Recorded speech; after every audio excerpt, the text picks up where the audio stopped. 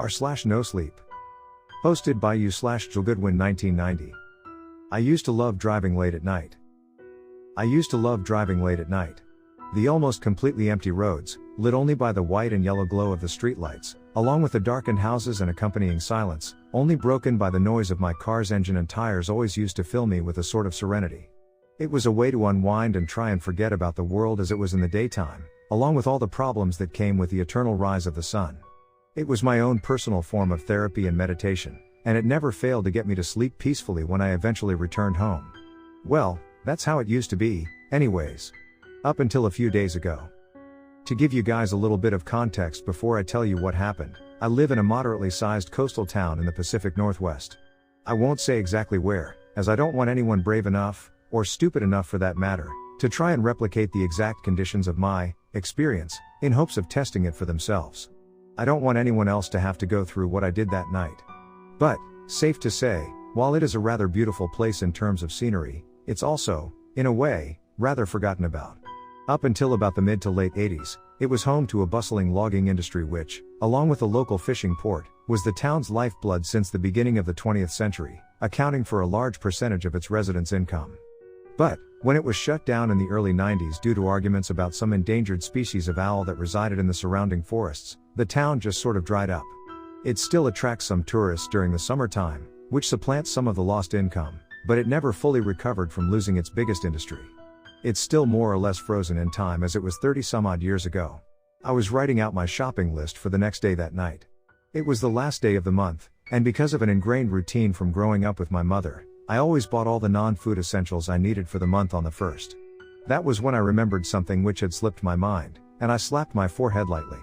"You idiot, you forgot to gas up earlier." I swore under my breath, then looked at the clock that hung over my kitchen sink.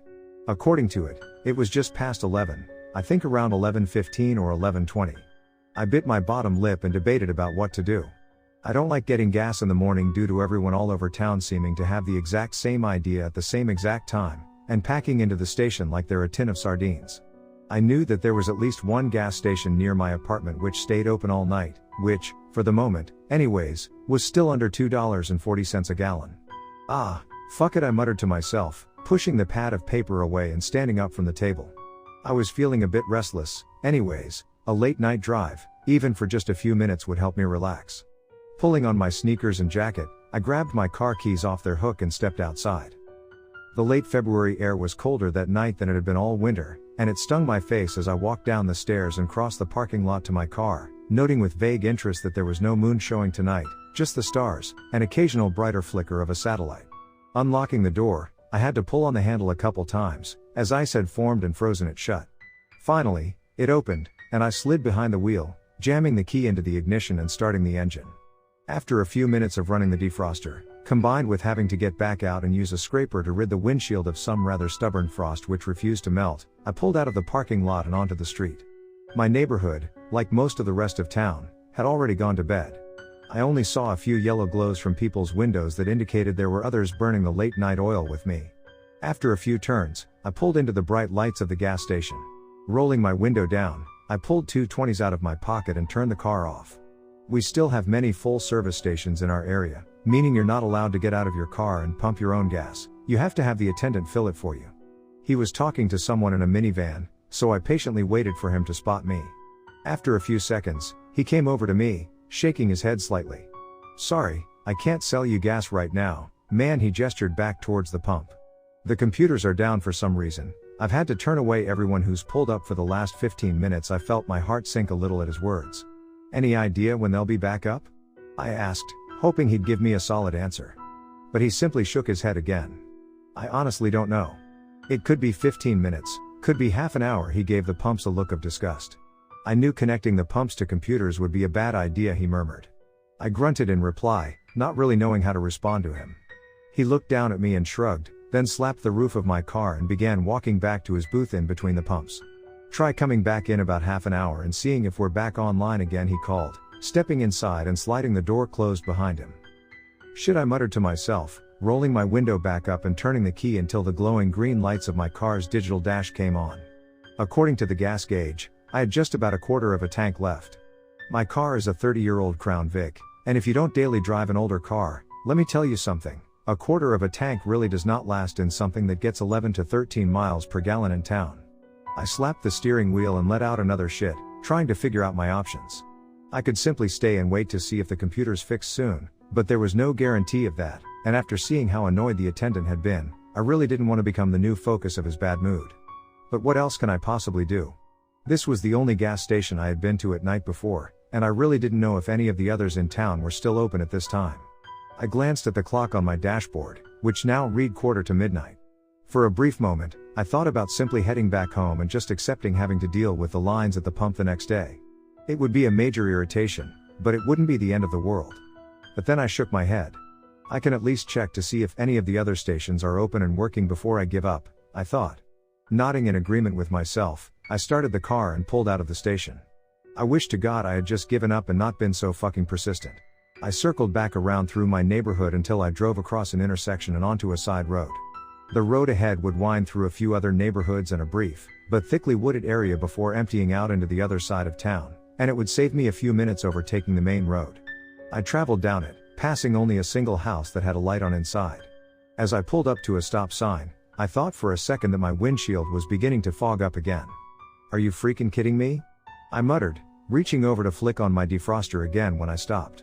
I looked at my windshield and out of it for a minute, trying to comprehend what I was seeing. It took a few seconds, but then I realized what I was seeing. Crap. It's ground fog. I got caught out in ground fog. Now, if you've never dealt with ground fog, let me tell you that it's more than a little jarring to drive through, not to mention dangerous. If you've seen movies where a ship gets caught up in a fog bank and can barely see what's in front of them, take that, and then imagine trying to drive a car through it.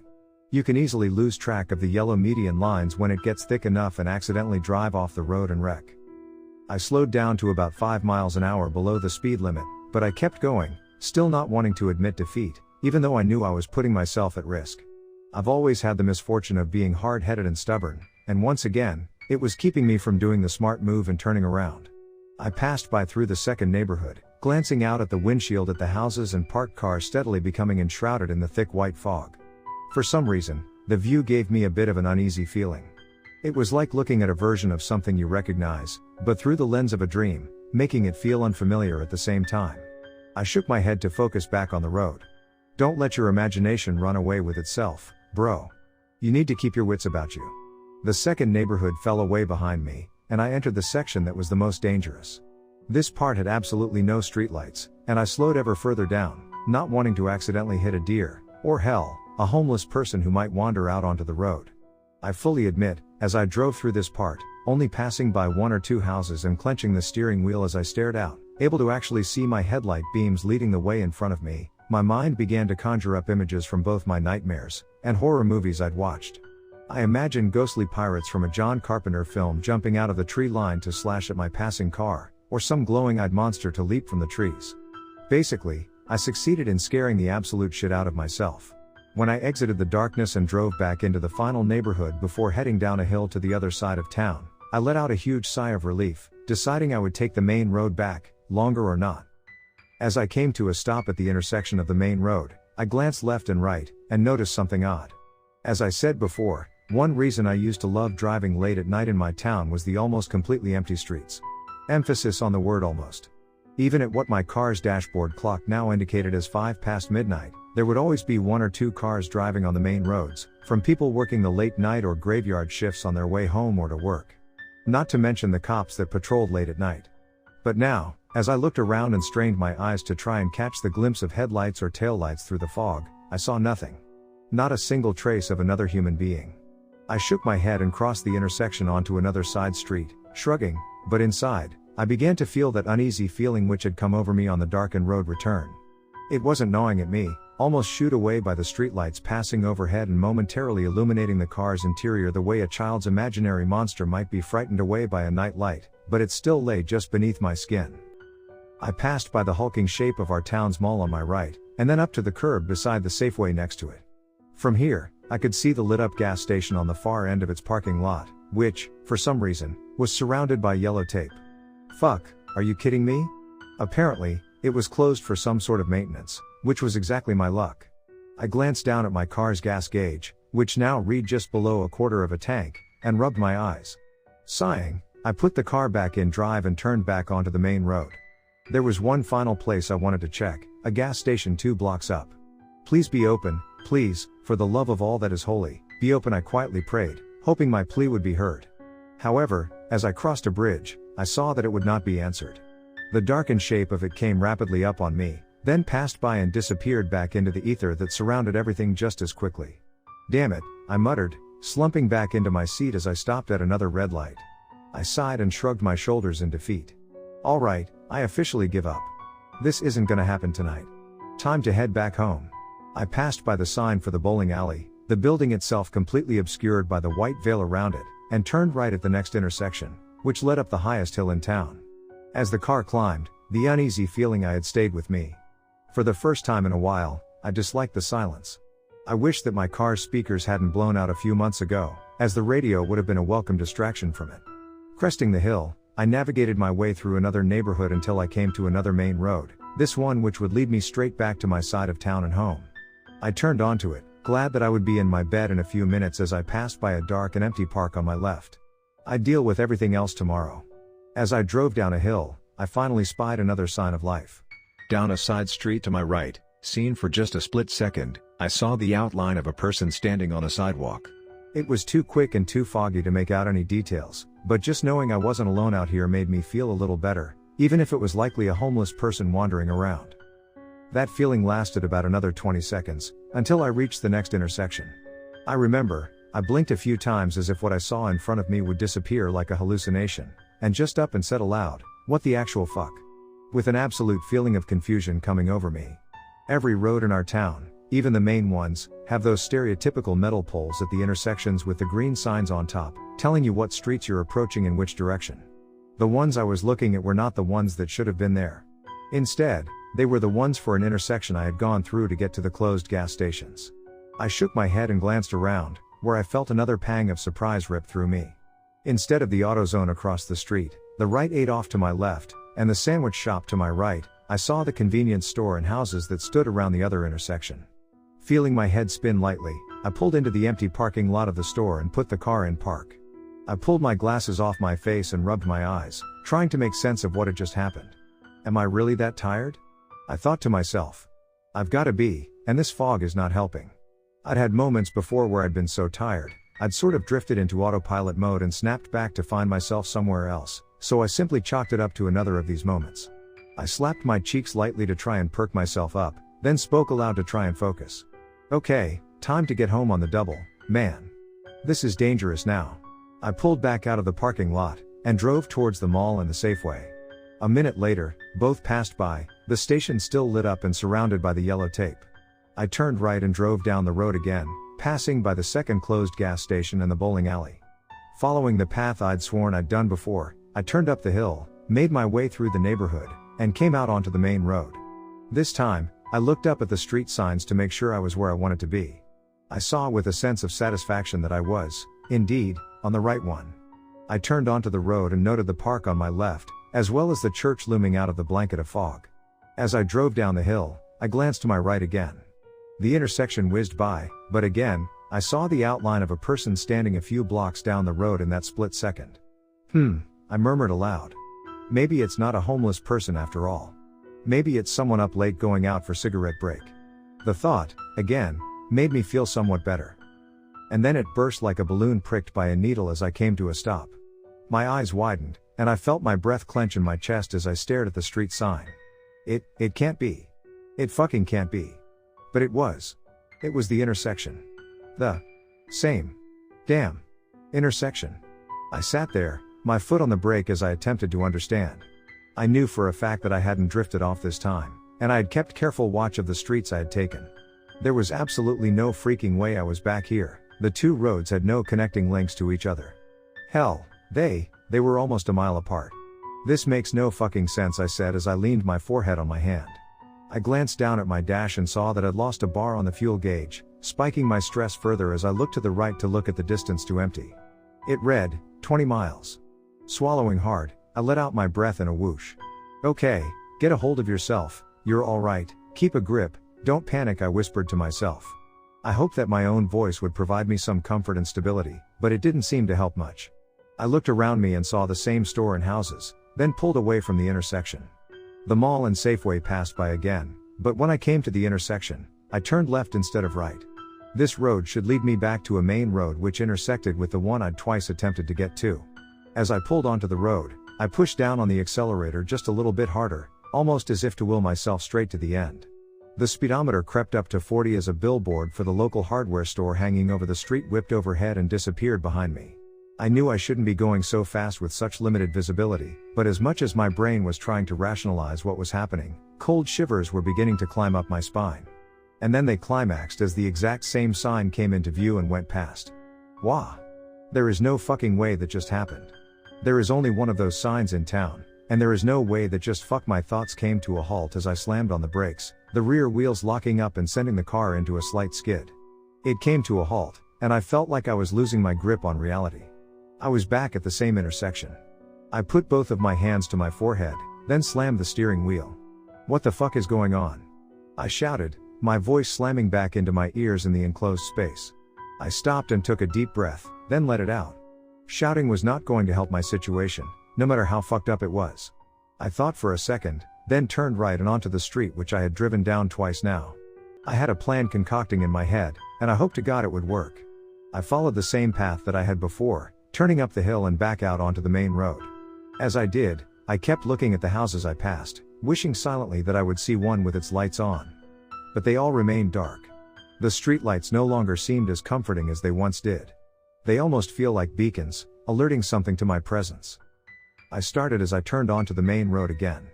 Where the hell had that thought come from? Pushing it away, I slowed as I passed by the park and church, until I came to the intersection I was looking for. A smile of relief crossed my face as I turned onto the side street and pulled to the curb. Putting the car in park, I stared down the street at exactly what I'd been hoping to see. The person I'd previously seen standing on the curb 2 or 3 blocks down was still standing there. Thank you, God, for small favors. I opened the door and stepped out of the car, stretching slightly from the slight cramp of sitting in it for so long. The second I did, I shivered at the chill that the fog brought with it, pulling the collar of my coat up to try and protect myself somewhat from it. I left the engine running and stepped forward, squinting my eyes to try and see the person more clearly. Whoever it was stood just beyond a street lamp at the head of a house's walkway, draped in shadow. From this distance, I couldn't tell which direction they were facing or make out any features. To see if they were looking my way, I raised my hand and gave a light wave. No response. Must be looking the other way, then, I thought. Glancing back at my car for a second, I began to walk forward, choosing to stay in the middle of the street where the street lights illuminated the most. As I came within a block of the person, I cleared my throat, hoping I wouldn't have to raise my voice and accidentally wake anyone sleeping up. The person still didn't respond. Great, I whispered under my breath, then bracing myself, I raised my voice slightly. Excuse me? Silence. Excuse me? I said a little louder, I need some help. Still nothing. I began to feel a little irritated, as I knew I was speaking loudly enough for them to hear me. I took a few steps forward. Hey, buddy, I said, I need a little help here. The figure stayed where it was, not giving any indication of acknowledgement. I gritted my teeth and stopped giving a damn about waking anyone up, feeling all the negative emotions from the night take over me as I began to stride forward. Okay, look asshole, I've had one hell of a night, and I don't know why the insult died in my throat, and my voice trailed off as I came to a sudden stop. The uneasy feeling I'd had before washed back over me, now accompanied by something else. Fear. A sense of fear so strong that it sent a colossal shiver up my spine, one that felt primal and instinctive. Something's not right. I knew exactly what my thought had meant. No person, short of being completely deaf, should be this unresponsive to questions or insults. As my anger and irritation fell away, I realized every muscle in my body was tensed up. I also suddenly realized something else which made my fear rise slightly. In the silence, I should have been able to hear the person breathing, or shuffling around to stay warm. But there was nothing. Nothing but silence. I was suddenly overcome with a feeling that I should leave. Right the hell now. And that, whoever, or whatever that figure was, I didn't want to see it. I slowly began to step backwards, trying to make as little noise as I could. That's when the figure moved. I froze as I heard a wet, sliding sound come from its direction. I couldn't tell what it had come from, and I didn't want to know. I was beginning to shake slightly, more from fear than the cold. And then it slowly began to turn. All reason left me, and I whirled around and began to dash back towards my car.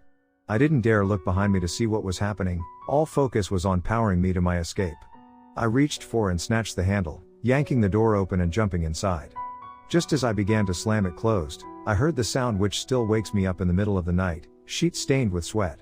I heard the beginnings of a laugh, but not one which could have come from any human. This sound was at the same time dry as paper and wet as rain, croaking and filled with more malice and evil than I have ever heard in my life.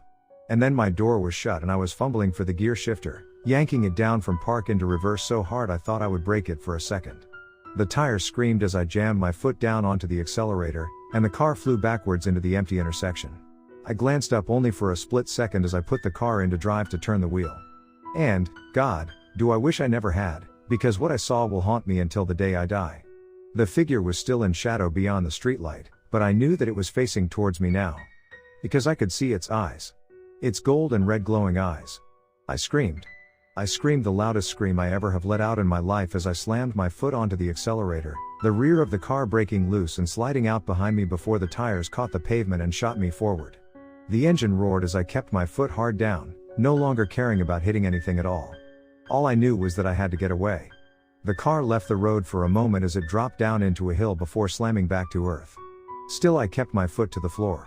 As I watched the speedometer rapidly climb towards 60, I kept all my attention on the road in front of me to keep the car in a straight line. The lights whipped over my head, the wind whipping past the windows. And then I flew past the park again. No. I moaned out as the church flew past as well. I could see the intersection coming up again, but I didn't dare look down the side street again. I just kept my foot to the floor as it whizzed by. The speedometer rose to 80, and I spared a split-second glance at the gas gauge. Oh, God! Was all that could wheeze out from between my lips. Somehow, in the span of time from my last turn around, so much gas had been used up, that there were only 2 bars left. The distance to empty read 10 miles. No, I began bleating out like a mantra as the park again came into view. I refused to lift my foot, but this time, I shot a glance to the right as the intersection flew by. My fears were confirmed as with the split-second glance I had showed that the thing was now closer to the main road than it had been before, all the streetlights on the road having gone out. The speedometer was now at 90, and tears began to fall from my face as the park, church and side street kept flying by over and over again, disappearing and reappearing in the fog like a hellish vintage film background. Each time it repeated, it was closer and closer. When I passed by it again, it was standing at the very edge of the intersection, so close that I could hear its laughter filter through my closed windows and over the roar of my engine. As I looked down and saw the speedometer break 100 miles an hour, I glanced up to see it standing in the middle of the intersection. The lights in it had gone out, and all I could still see was its glowing eyes. Screaming again, I jerked the wheel to the right, almost sending the car into a spin. The headlights for a moment illuminated the demonic visage hidden in the fog and darkness, and if they had stayed a microsecond longer, my mind would have broken. Even now, I can't recall the exact details, it feels like my head will split in half if I try to. But the car barely missed it, and I heard the sound of its laughter change into a cry of rage, of indignation. I felt something strike the left rear of the car and I fumbled to keep it on the road. Glancing in the rear view mirror, I saw the gold and red eyes disappear into the fog, and I felt the tears flow freely from my eyes as I knew I couldn't avoid it a second time. In my head, I made the decision that if I saw everything pass by again, I would aim straight for the thing this time. If I was going out, I sure as hell was going to try and take it with me. I braced myself to see the park and church again. However, I was filled with shock when I saw the sign for the AutoZone light up the intersection in front of me. Wah! Was all I could manage out as I flew through the intersection and past it. And the Rite Aid. And the sandwich shop. I glanced down at the dash and saw I was doing 110 as the Walmart flew by on my left. Was this a trick? The answer came as I saw the lights of the gas station I had left flicker through the lifting fog? Yes, the ground fog was beginning to lift. I began to laugh, softly, still crying as I let my foot off the accelerator. My laugh sounded almost insane as I braked and pulled back into the gas station. I put the car in park and turned the engine off, my body shaking uncontrollably. I buried my face in my hands until a rap on the window caused me to shriek out and fumble for the keys. It's here, it was a trick. It wasn't. It was the attendant. He motioned for me to roll my window down, and I slowly did. Hey, you got back here just in time, the computers are bah. He stopped as he caught sight of the state of me. Hey, are you okay, buddy? He asked gently, putting a hand on the door sill. What could I possibly say? If I told him the truth, as much as I wanted, he'd never believe me. Hell, I wouldn't have believed me unless I'd just gone through what I had. I wiped my eyes with the sleeve of my jacket and pulled out the 220s I had, trying to keep my voice from shaking. Why yeah, I stammered a bit, just had a near miss on the road, scared the hell out of me. I held out the money to him. Can I just get $40 of regular, please? He took the money, still looking hard at me, then looked at the rear of my car. Looks like you had more than just a near miss, he finally said. I stared at him in confusion, and he gestured for me to get out of the car and look. I stepped out on shaky legs, and thankfully had the door to grab onto as they almost gave out on me as I saw what he'd meant. Dug into the left rear quarter panel of the car, just behind the gas cap, were 3 tears in the metal. They were deep and evenly spaced apart. No, not tears, I realized as I stared at them. Claw marks. I kept staring at them as the attendant filled my car up, then snapped out of it as he handed me my receipt, giving me a last hard look as he did. As I turned to get back in the car, he called out one final thing. Try not to drive in the fog again. I've seen too many people get taken by it. I turned back to ask him what he meant, but he'd already shut the door to his booth. Now it's a few days later. I know I'll never understand what I stumbled upon, or what that thing was. And frankly, I don't want to. I already deal with enough nightmares from the little I experienced. Nor do I know how I got away. When I see the ground fog roll in now, like I did last night, I close my blinds up tight and stay inside. And I will never drive late at night again. I won't tell you not to, but if you do, please, be careful. And whatever you do, don't drive when the ground fog rolls in.